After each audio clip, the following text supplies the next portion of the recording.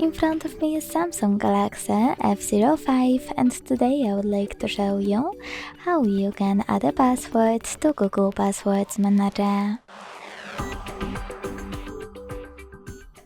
Begin by opening Settings and scrolling down to access General Management. Then scroll down again to hit Passwords, Passkeys and Autofill. Hit Google and tap on Add Password. Then input all of those informations.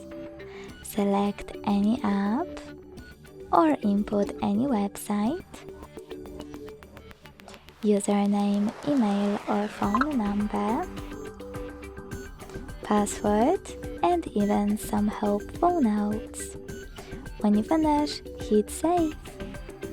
Thanks so much for watching. If you enjoyed this video, leave a like, comment and subscribe. Bye!